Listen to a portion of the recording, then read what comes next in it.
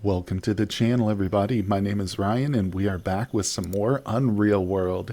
And we are here with Athena and many other characters. As you can see, we are surrounded by a bunch of villagers, but we're not at a friendly village. No, in fact, we've taken over this village. Well, we've raided it.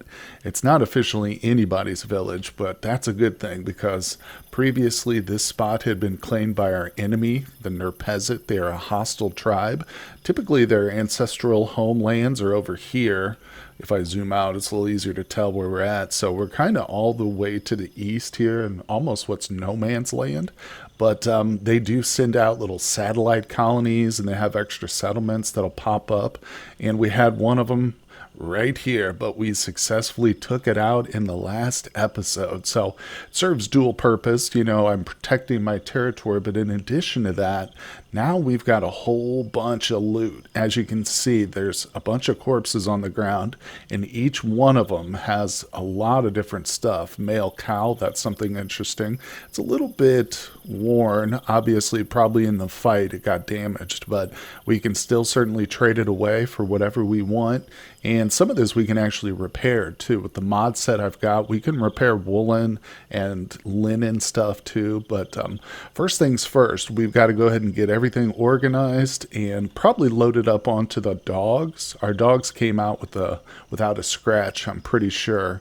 But they all survived. Now, we did have a couple of casualties here, so that's unfortunate. But hey, we'll still be able to claim all the gear that they had.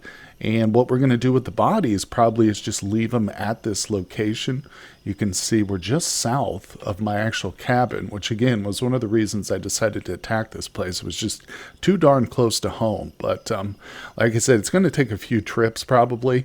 Once the bodies have expired and they've kind of deteriorated or rotted away completely, the only thing that'll be left here from this battle is bones. And of course, at that point I will have collected all the loot and stuff, but we will then use the bones to feed our dogs. So it's gruesome, but that's how life is here in the Unreal World.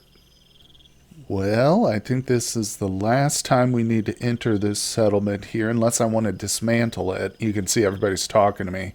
I've been traveling a bit, but we've got a couple more days here with these guys. So what I was thinking, and I have moved all the loot. It's back up at our location. We're going to go through it here shortly. Well, we'll see how things go. But I was actually considering, while we've still got these people here, exploring a little bit more in this general vicinity. This is like my hunting ground where all this dark green is, but I'd like to open up some of this map, and if there is another Nerpezit settlement, we will attack it, because you can do multiple attacks as long as the guys are still with you. They'll fight as much as you want them to. So I think it's a good occasion to, like I said, leave this area for the last time. Now again, I could come back and dismantle those little bitty tents they have. Those can be ransacked for furs, and I can actually dismantle the cabins too that they've got built if I wanted to get a bunch of logs. Or I mean, theoretically we could just take over that settlement. There's not much there, and honestly I've put too much work into my current place, which I like a lot better too, just geographically.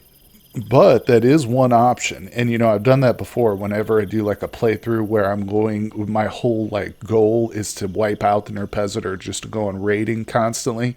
I won't even bother building a cabin. I just basically move into a new village once we've raided it and killed all the occupants. And as time goes by, I'll raid a few more and move to whatever one pleases me, just like Genghis Khan essentially. But this one's a little bit different. Like I said, we put a lot of work into our current settlement, or cabin area.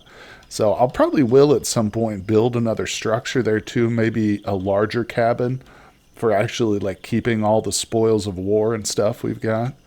Oh, now this is interesting. What are we about to uncover here? I think there might be a village here. Maybe not. This is weird. There's a couple of little open fields right next to each other. It could just be coincidence, but for one thing, let's take a nap. I thought we were coming to a settlement, which is possible, but I don't see any. There's no culture here. Oh, yeah, there is a village here. So just a little unaffiliated village. So let's hop in here and say hello.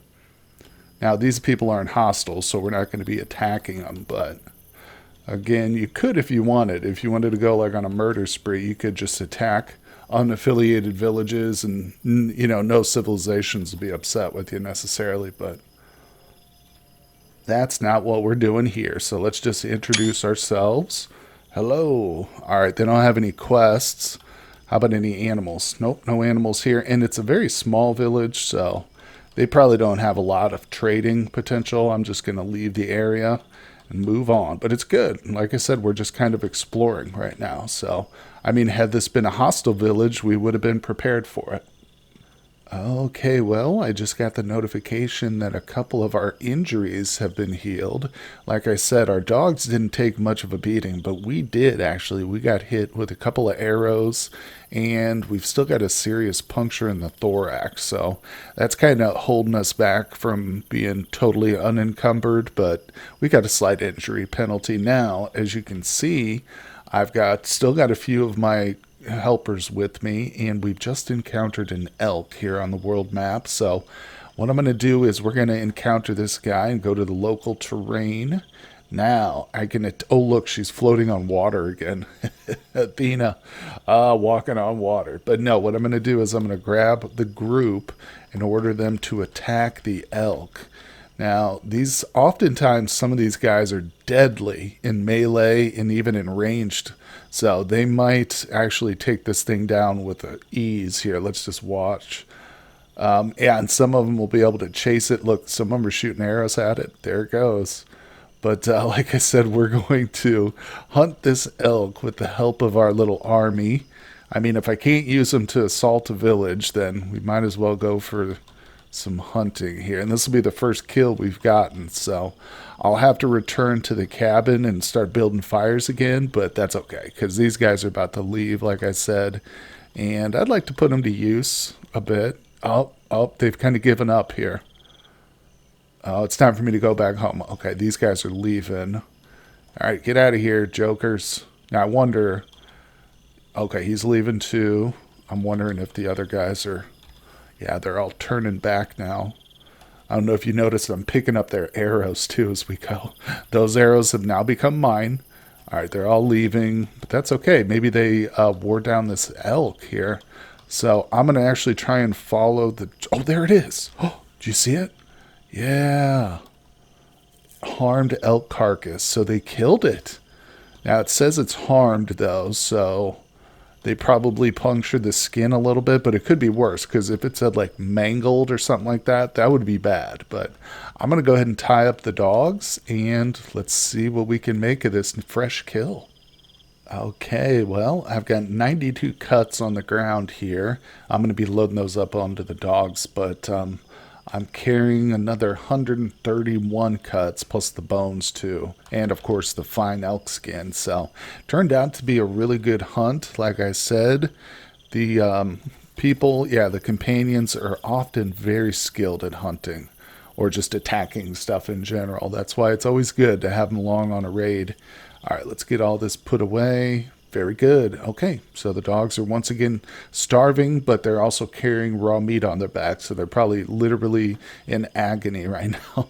But no big deal. We're headed home. We do have a bit of a trek, though, so we're right here, and we've got to get back to this spot. And you can see temperature is almost at its highest point. It's very hot. We're basically in the height of summer, so if we actually get this whole elk finished and home and processed without any of it going bad, I'm going to be very impressed with myself. Oh, damn it, we just encountered a foreign trader. It's okay. We just have to leave. You know, it actually gives me an opportunity to do a little sacrifice here. Very nice. Uh-oh, well, you can see that some of the cuts are starting to go stale, but they're not rotten, and as long as we get these smoked, it'll be perfectly fine once they're done. They might be like bland tasting or awful tasting, but that's okay. That just means we won't be able to trade them probably, but we'll just eat them ourselves. It's not the end of the world. Now, I think if we're quick about it, we can get out here. I can also zoom in for you. We can come back out to the cellar. There we go. Let's see. So we do still have 131, so more than half of the animal. In fact, it's a little too much for me to carry. Let's drop 31 of these. Oh, still not enough. You know what? I'm going to empty out this bag of water. I just filled it up. That's literally 20 pounds. So there we go. That should make her move quicker. There we are. So yeah, if we can get these done, they won't, yeah, they're not going to be stale. So hopefully they'll taste a little better too. Okay, well, I hope you guys haven't forgot about our little sheep here, our sheep named Beep. There he is, a small sheep. Actually, this is the female because we're actually able to get some milk off of it. You can see my skin here has got some milk in it already. We're going to fill this with some milk using that directional key. There we go. So we just milked Beep. How much do we have now? Let's see, it went from 1.3 pounds to 2.3 pounds. So we get about a pound of milk each day until the winter season kicks in. But, you know, I think it's okay if I drop this milk right here. We'll test it because I don't think it goes bad, but I could be wrong about that. So it's just easier to have it here and fill it with milk instead of having to go to my cellar each time. In fact, I've got a wooden mug too. I was planning on filling that with some milk. I want to get as much of this as we can in case we get some recipes or something that call for milk. And I do still plan on making a bunch of goodies. Probably do some more of that cooking in the winter time or the fall. I don't know. We'll see. Well, I'll try and get to it as quickly as possible. But as you can see, it is time to take our fine elk fur to the next stage. There it is. All right, so this is the second to last stage. After this, probably got to wait a few hours, take a little nap or something, do some more work here around the campsite. Oh, I forgot too. So I've got all the loot from our raid. I promised I'd show you guys, and I've been leaving you hanging this whole time. But here it is. I've got it dropped right in front of the cabin. It won't hurt it at all, and I just need to sort it out. So I didn't want to put it in my stack of like good stuff here. So in other words, we can take a look and see what we've got. Now this, I've got it in 2 stacks. This first one is all the clothing. And I would estimate it's like clothing from like a dozen individuals, which is pretty cool. And I think they were all male fighters too at that village. I didn't see a single female or child at all. So that's interesting. I'm glad we took them out. But that does mean there was plenty of armor. We've got an iron helm here. We've got the cuirass. But a lot of this stuff is pretty damaged. Now, again, even like an iron helm that's very damaged will probably still be worth a decent amount of trading. So I'm going to separate a lot of this and we'll just reuse like the leather for scraps and make our own clothing with it fresh. But a lot of this stuff I will take, like the male cow, just for trying to trade. Maybe we can get a dog or something for a male cow and a busted up helmet, you know. All right, and our next pile is right here. Now, this is all the weapons, essentially, that we picked up during this fight. Plus, I got a squirrel fur, a loop snare, a shovel, and a rope, too. So I'm actually going to grab some of this stuff and move it now that I've shown you guys. We'll move that fur. But this is the really valuable pile right here. For one thing, we've got enough arrows now. I don't need to worry. I dropped 50 on the ground because I'm still carrying 30. So I have 30 on me, total of about 80 just regular arrows. And then we got 4 woodsman's axes, knives, bows. Unfortunately, no bow that's any better than the one I've got. But the big prize is probably this scimitar here, just in terms of value. These things are very valuable for sure. A heavy scimitar almost exclusively made by the Nerpez warriors. The scimitar incorporates wood in its construction. It's sometimes referred to as a bladed club. Now that's interesting. Doesn't make it sound especially bad or valuable, or good, I should say, and valuable, but it is, trust me. The particularly broad blade and heavy lumber make it awkward but one with a lot of impact. Yeah, you got to watch out for those scimitar-wielding enemies. So this is all stuff we'll be trading. And again, I'm probably going to move it into the shelter here. As I mentioned previously, I built this little shelter just outside for all our trading stuff. So anything I'm explicitly going to take with us during our winter, like big trading trip, or anything we need to trade up north to get our blacksmithing done, goes right here. Well. I'm just over here quietly building a fence around all our little trap pits, as you can see, and I get interrupted by a forest reindeer stag. There he is right there. At first I couldn't find him. I was looking up here, but he's right down there in my peripheral vision. Now I'm going to say no, I'm not going to be interrupted because I'm not going to hunt this guy. We're too close to the woods here. Oh, and I was going to say that's the whole point of my traps. Look at that. That sucker literally just walked right into my trap. So let me go ahead and drop these stakes. I don't need to carry these when we're trying to down a reindeer. I'm actually really encumbered right now. I can still move, but I'm a little nervous. I have to rest. Okay, I think it's totally trapped, so. Yeah, there's probably more. The dogs are literally barking. Oh, there's a goshawk right there. That's why the dogs are barking. It probably wants a shot at that reindeer. Knows I'm going to kill it. All right, so got ourselves. Quit barking at me now. These dogs are gonna completely mess with me. All right, I gotta scare this stupid goshawk away. Then we'll take out the reindeer. Get out of here, bird. Please go into one of my traps. All right, so here we are. You can see I've been working a lot on this whole camp area, just trying to chop down as many trees as I can inside the general, zone of like where I'm doing most of my work. I'll leave some trees up, definitely down here, kind of in the front yard. Basically, as the hill slopes down here, this is all probably going to stay. But anyway, that's a side note. Let me stop playing around and put this poor reindeer out of its misery. Okay, I did it. Took several dozen hits, but we got it down. Let's take a look at it. I think it's probably unharmed. Small forest reindeer stag carcass. Yeah, it doesn't say it's harmed or anything like that. So we did a good job. Now I'm going to replace my arrow, and I can step onto these traps once they're triggered, no problem. So let's see, can we pick it up? It's 182 pounds. Nah, I think that's a little bit too much for us. So we'll just have to skin it right here and see what we come up with. All right, she's good to go. There we go. We skinned it, got a decent forest reindeer fur. Or skin. We'll turn it into a fur. That's really what I care about. The meat is important too, but the fur is the big one. That's what we'll be able to trade the most with. All right, so, there's probably some bones here too. Hold on. Yeah, antlers. Nice. All right, so I'm going to leave this cut. That's bait right there. But I do need to reset that trap. Boom, there we go. Didn't take long, so I think the meat and the skin will be totally fine. But let me go ahead and drop them. I like to keep things in the cellar when I'm not working on it. So we got 83 cuts out of that. And I'm going to drop it. Like I said, also real quick, let me drop these bones inside the dog kennel. Got to keep the dogs nice and fed, right? Well, check it out. We got ourselves another big bull elk in our sights right there. So let's go ahead and take a shot.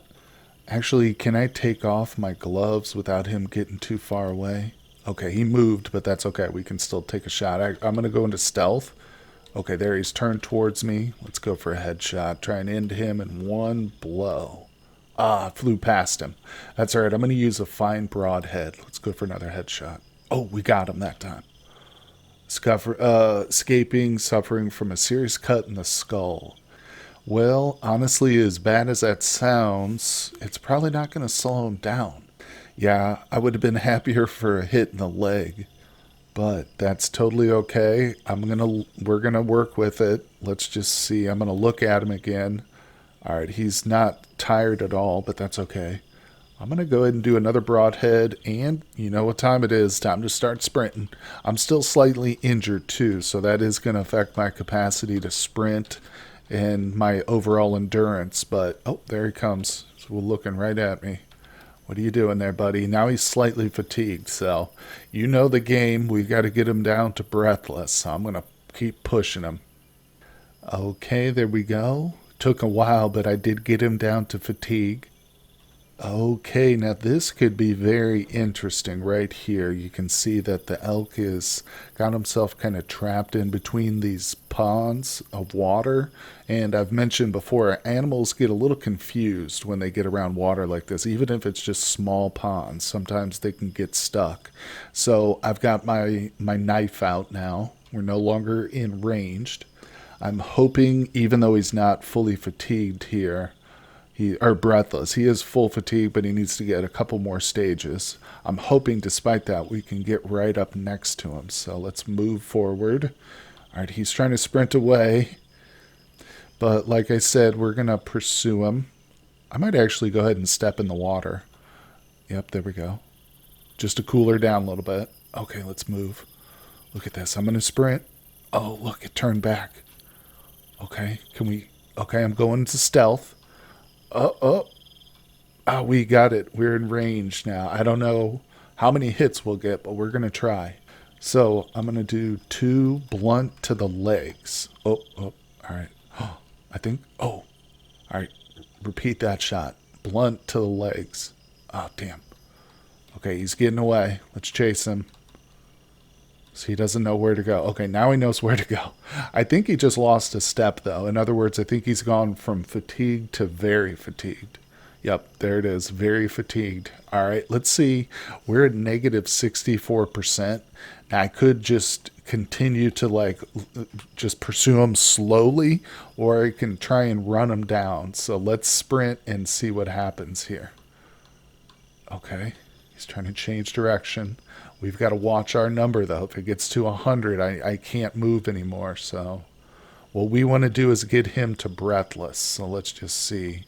Oh, he is breathless. Okay. I bet you now it's safe to probably stop sprinting. Yeah, we'll be able to just walk right on up to him. There we go. We got ourselves a big bull elk in the bag.